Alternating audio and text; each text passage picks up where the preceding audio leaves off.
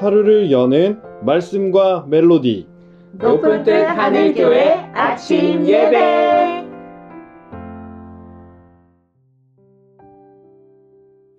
(9월 9일) 월요일에 인사드립니다. 반갑습니다. 오늘 함께 나눌 말씀은 사무엘하 15장 1절부터 12절의 말씀입니다. 이제 말씀을 듣습니다. 그 후에 압살롬이 자기를 위하여 병거와 말들을 준비하고 호위병 50명을 그 앞에 세우니라. 압살롬이 일찍이 일어나 성문 길 곁에 서서 어떤 사람이든지 송사가 있어 왕에게 재판을 청하러 올 때에 그 사람을 불러 이르되, 너는 어느 성읍 사람이냐? 종은 이스라엘 아무 지파에 속하였나이다. 압살롬이 그에게 이르기를, 보라, 내 일이 옳고 바르다마는 내 송사를 들을 사람을 왕께서 세우지 아니하셨다. 내가 이 땅에서 재판관이 되고 누구든지 송사나 재판할 일이 있어 내게로 오는 자에게 내가 정의 베풀기를 원하노라 하고 사람이 가까이 와서 그에게 절하려 하면 압살롬이 손을 펴서 그 사람을 붙들고 그에게 입을 맞추니 이스라엘 무리 중에 왕께 재판을 청하러 오는 자들마다 압살롬의 행함이 이와 같아서 이스라엘 사람의 마음을 압살롬이 훔치니라. 4년 만에 압살롬이 왕께 아뢰되, 내가 여호와께 소원한 것이 있사오니 청하건대 내가 헤브론에 가서 그 소원을 이루게 하소서. 당신의 종이 아람 구술에 있을 때에 소원하기를, 만일 여호와께서 반드시 나를 예루살렘으로 돌아가게 하시면 내가 여호와를 섬기리이다 하였나이다. 왕이 그에게 이르되, 평안히 가라 하니 그가 일어나 헤브론으로 가니라. 이에 압살롬이 정탐을 이스라엘 모든 지파 가운데에 두루 보내 이르기를, 너희는 나팔 소리를 듣거든 곧 말하기를, 압살롬이 헤브론에서 왕이 되었다 하라 하니라.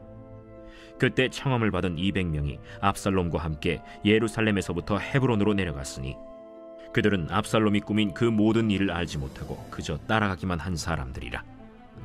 제사 드릴 때에 압살롬이 사람을 보내 다윗의 모사 길로 사람 아히도벨을 그의 성읍 길로에서 청하여 온지라. 반역하는 일이 커가매 압살롬에게로 돌아오는 백성이 많아지니라. 예상했던 대로 압살롬이 반란을 일으켰습니다. 그런데 이 반란은 하루아침에 이루어진 것은 아니었습니다. 7절에 기록된 것처럼 무려 4년 동안 압살롬은 반란을 준비했습니다. 반란을 일으키기 위해서 그가 한 일을 보면 얼마나 치밀하게 계획하고 또 실행했는지를 알 수 있습니다. 압살롬은 왕에게 도움을 구하기 위해서 찾아온 사람들을 중간에서 가로채웠습니다. 그러면서 왕이 당신의 문제를 듣고 해결해 줄 것을 기대하면 안 된다라고 하는 거짓을 말했습니다. 3절을 보면 내 송사를 들을 사람을 왕께서 세우지 아니하셨다라고 표현하고 있는데요. 이 표현은 단순히 중간에 도움을 주는 사람이 없어서 어렵습니다 라고 하는 뜻으로 이해해서는 안 됩니다. 그런 뜻이 아니기 때문입니다. 공동번역 개정판은 3절을 다음과 같이 번역합니다. 당신 말은 내가 보기에도 옳고 정당하지만 그런 이야기가 왕의 귀에 들어가기나 할 것 같소. 교묘하게 자신은 높이고 왕은 낮추는 말이라는 것을 알 수 있습니다. 이런 겁니다. 내가 당신의 일을 처리하면 당신은 반드시 승리할 겁니다. 왜냐하면 내가 볼 때 당신은 옳기 때문입니다. 정당하기 때문입니다. 하지만 아쉽게도 이 문제를 다윗 왕은 그렇게 생각하지 않을 겁니다.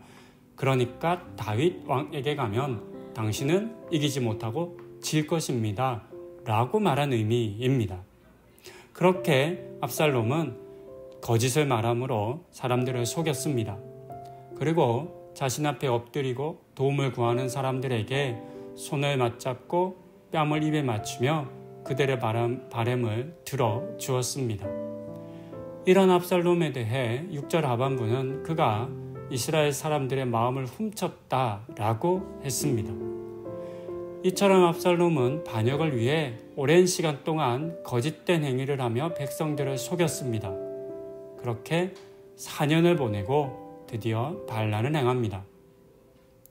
압살롬은 이스라엘의 왕이 어떤 과정을 통해서 왕으로 세워지는지를 잘 알았음에도 불구하고 그것을 인정하지 않은 것이 우리가 이 본문을 해석하는데 매우 중요합니다. 이스라엘의 왕은 하나님이 세우십니다.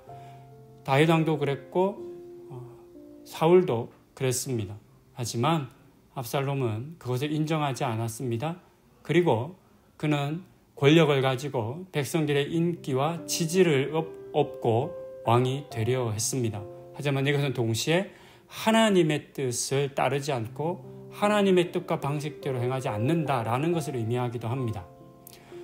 그렇게 백성들의 지지를 얻으면, 백성들이 자신을 왕으로 추대하면 하나님 필요 없이 자신의 힘만으로도 충분히 왕이 될 수 있을 것이다 라고 확신했습니다. 그리고 반란을 일으킨 것입니다. 하지만 이것은 압살롬의 착각이었습니다. 자신의 아버지인 다윗 왕도 그렇고 그 이전의 왕이었던 사울 왕도 모두 사람의 힘과 방법으로 왕이 되지 않았다는 것을 이미 알고 보았고 그 속에서 하나님의 세우심을 알았지만 그것을 인정하지 않았던 겁니다. 그렇게 그는 하나님의 주권을 인정하지 않고 자신의 힘과 능력으로 더하여 거짓으로 왕이 되려 했습니다. 다음 내일 이후로 또 보시겠지만 이 같은 그의 생각은 일견 성공하는 것처럼 보이기는 합니다. 금방 예루살렘으로 입성하고 왕이 되었기 때문입니다. 하지만 얼마 지나지 않아서 헛된 일이었다는 것이 밝혀집니다. 지난 과거 다윗은 사울 왕을 죽일 수 있는 여러 기회가 있었습니다. 하지만 그럼에도 불구하고 왕은 하나님께서 세우시는 것을 인정했기 때문에 다윗은 스스로 아무것도 하지 않았습니다. 그리고 이 같은 순종 그리고 하나님의 인도하심에 대한 신뢰가 다윗을 왕이 되게 한 것입니다. 하나님께서 그래서 다윗을 왕으로 세우신 것입니다. 하지만 그의 아들 압살롬에게는 다윗과 같은 믿음이 없었습니다. 결국 착각만 하다가 김치국만 마시다가 끝나고 맙니다. 세상의 모든 일들이 내 뜻대로 이루어지지 않습니다. 아니, 내 뜻대로 이루어져서도 안 됩니다. 내 뜻, 내 생각대로 이루어지는 일도 있겠지만 마찬가지로 하나님의 뜻과 계획대로 이루어져야만 하는 일들도 있습니다. 이것을 인정하지 않고 내 뜻만 주장하고 행하지 않도록 우리는 주의해야 하겠습니다. 성도님들의 삶의 자리에서 내 뜻대로 이루어져야 할 것과 하나님의 뜻대로 이루어져야 할 것을 잘 분별하고 하나님의 것은 하나님에게 맡기는 그런 삶을 살아가실 수 있기를 권면드립니다. 그렇게 이 한 주를 지내시면서 하나님의 것은 하나님에게 맡기고 우리는 내가 해야 할 일을 잘 감당할 수 있어야 하겠습니다. 그런 삶 살아가실 수 있기를 소망합니다. 기도하시겠습니다.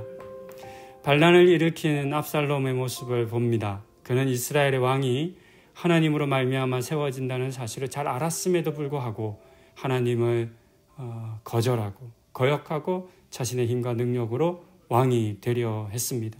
이처럼 하나님 우리 안에 하나님을 떠나고 하나님의 인도하심과 섭리를 바라지 않는 마음이 있는지를 잘 살펴야 하겠습니다.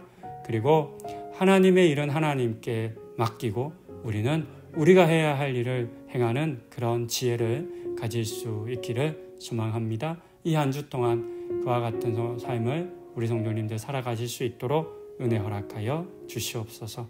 이 모든 말씀 예수님의 이름으로 기도드립니다. 아멘.